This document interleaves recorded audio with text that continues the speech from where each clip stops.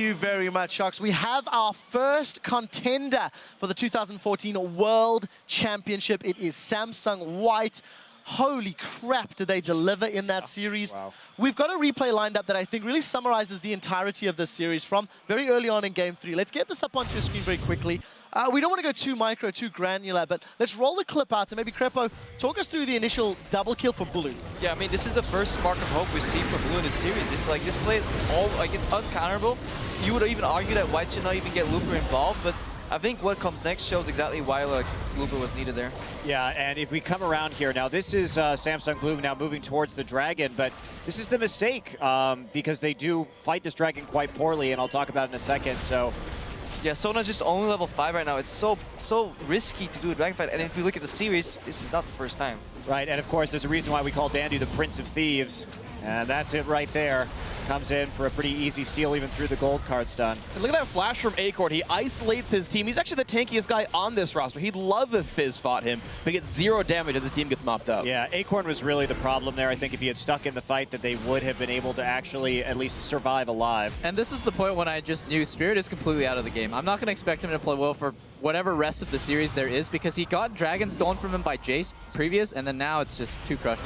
Yeah, and just kind of I think the takeaway here, which is very interesting to me, is we've seen similar compositions. Samsung White lost to TSM with a similar comp. Alliance lost to Kaboom with a similar comp. Very low wave clear. The only way they win this game is by winning a skirmish that is forced to Dragon, because they don't have great engage, they don't have wave clear, and so they found probably Blue found like one of the few ways they could have lost. If they had gotten that Dragon, it would have changed a lot. Yeah, and speaking of skirmishing, I actually want to point out Looper. I thought at the beginning of the series, oh, it's Dandy versus Spirit.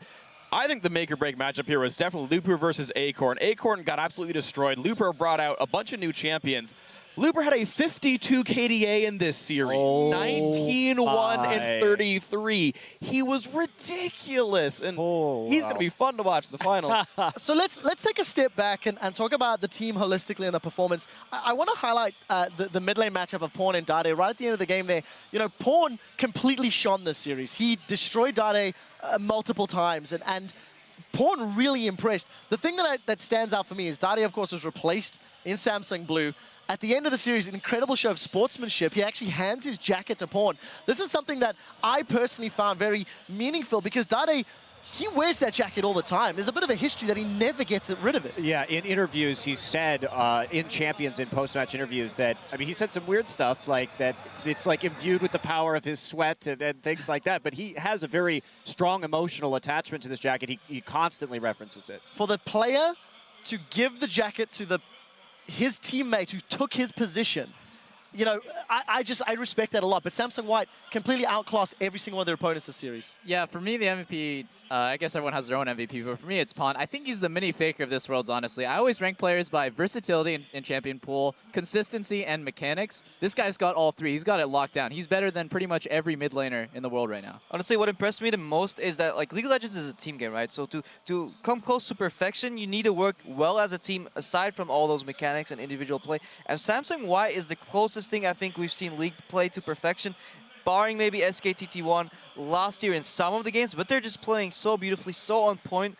And yeah, they're forcing the enemies constantly to make these uncharacteristic mistakes. I mean, Blue is generally really a good strategic team, but their strategy just fell through the entire series, and that's just because White is putting on so much pressure. Yeah, I have to absolutely agree. I mean, there's the interesting champion selects. Again, the Singe top, the Akali top, that was great. But also, just the fact that we even saw, like in the first game replay, Mata already roaming down the pre-orchestrated ganks. These guys are playing the game at the very least 20 seconds ahead, but they're probably planning the moves even farther. But you can see it consistently in their gameplay.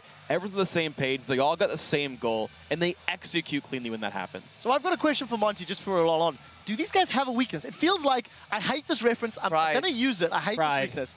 But it feels like every single member of their roles is the faker of their role. I hate saying that, but... No, I mean, of course, the good teamwork is covering up a lot of the flaws, but I think what's so interesting is, you know, Freak and I had talked about in the previous show a little bit, was the pick and ban phase going to be their weakness? Was this like kind of intentional sandbagging or a little bit of cockiness, or was this actually just them making bad pick and ban?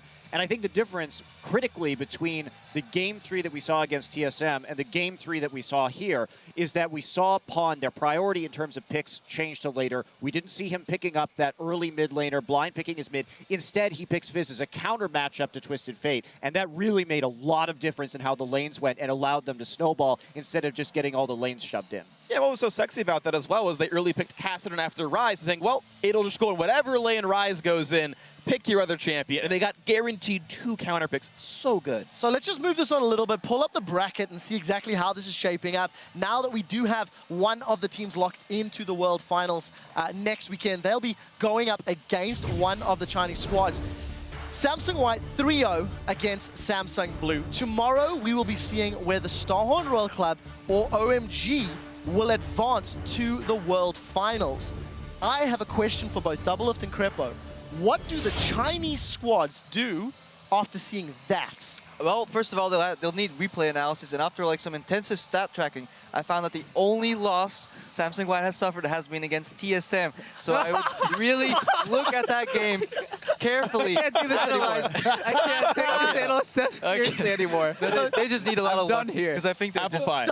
I think both of them are outclassed. Let's get a legit answer. What does OMG or Royal Club have to do to win tomorrow? For me, it's like delaying your execution. If they win tomorrow, it's like, all right, we got to survive for another week, boys. But it's like, you're just dead. I don't know. It's so hard. I think the best, like the only avenue they have is if Uzi just hard carries against Imp, who for me is the weakest link, but you can't even really call him a weak link because he's still really, really good. Yeah, I think that's the only area where they can actually be exploited if they punish them bot lane in the laning phase. But even then, I just don't see it. I think it's partially Samsung Blue underplayed a little bit. Acorn played worse than he's supposed to. Spirit was outmatched. But you have guys who showed up real well, right? You have guys like Loveling, who had a great series. You've got guys like Uzi, and you've got guys like Going. And if enough of these matchups go equal, and we even saw like the gank heavy comp by Samsung Blue of everyone show up bottom lane and kill somebody. Like, you go all in on something, you get someone ahead, and you rely on that person. It is a long shot, but I think the chance is definitely Just there. tilt them. Monte Just Cristo, tilt them. let's see, how does OMG or Royal Club tilt Samsung White in the finals?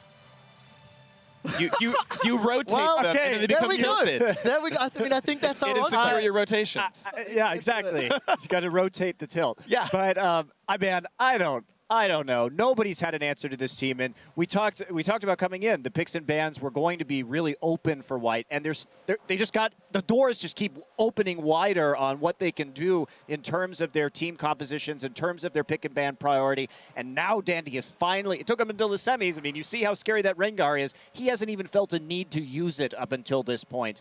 And where does it go from here? I honestly say that if Starhorn or OMG, like whichever one makes the finals, you have to believe that if they can win this World Championship, it would be one of the biggest upsets in League of Legends history. Well, I think on that one, we're just going to have to roll this one forward, guys, because tomorrow we will get our second best-of-5 semi-final between Chinese team Starhorn Royal Club and OMG. The winner of that match will take on Samsung White in the Sangam World Cup Stadium for the Summoners Cup and the title of World Champions. We'll start the finals at 3 p.m. local time with a 30-minute pregame show. Then it's a special opening ceremony with the traditional Korean elements, the introduction of the teams, and a live performance of Warriors by the one and only Imagine Dragons. After that, the action begins as the finalists battle it out for the right to join Fnatic, Taipei Assassins, and SK Telecom T1K as world